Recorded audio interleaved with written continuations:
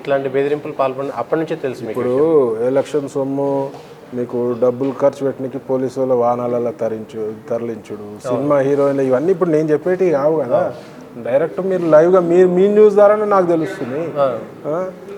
మీరు కాకుండా మీ మిత్రులు కానీ మీకు తెలిసిన వాళ్ళే ఇంకేమైనా ఫోన్లు ట్యాప్ అయినట్టు మీకు నాకు ఆ విషయం అయితే ఐడియా లేదు. కానీ ఇప్పుడు ఎవరైతే బాధితులు ఉంటారో రాధాకిషన్ రావు కానీ ప్రణీత్ రావు కానీ ఈ లంగల ఒక గ్రూప్ ఉంది కదా, బీఆర్ఎస్ గ్రూపు, అందరూ కూడా బయటికి రావాలి.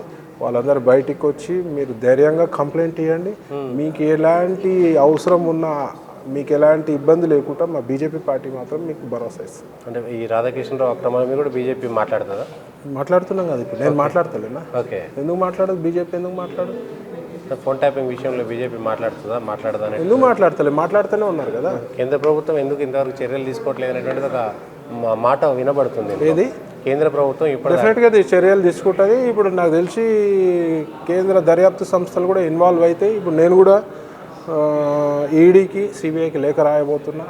వీళ్ళ ఆస్తులు ఎక్కడి, వీళ్ళకి 100 కోట్ల ఆస్తులు ఎక్కడి, పోలీసులకు అన్ని 100 కోట్ల ఆస్తులు ఉన్నాయి, బెనామీ పేర్లతో ఉన్నాయి. ఇవన్నిటి కూడా సమగ్ర విచారణ జరపాలి. ఇప్పుడున్నట్టు రాధాకిషన్రావు వాళ్ళకు కూడా ఇప్పుడు ఇవన్నీ డబ్బులు ఎక్కడి నుంచి వస్తున్నాయండి? మరి ఇప్పుడు ఇవన్నీ ఏం చేసినారు? తీయండి, మీరు అన్నీ తీస్తే తెలుస్తుంది కదా. మరి ఈ ప్రభుత్వం గట్టిగా మరి ఎంక్వైరీ చేస్తారా, మరి కాంప్రమైజ్ అయ్యి ప్యాకేజ్లకు అమ్ముడు పోతారా అనేది మాకు తెలియదు మరి.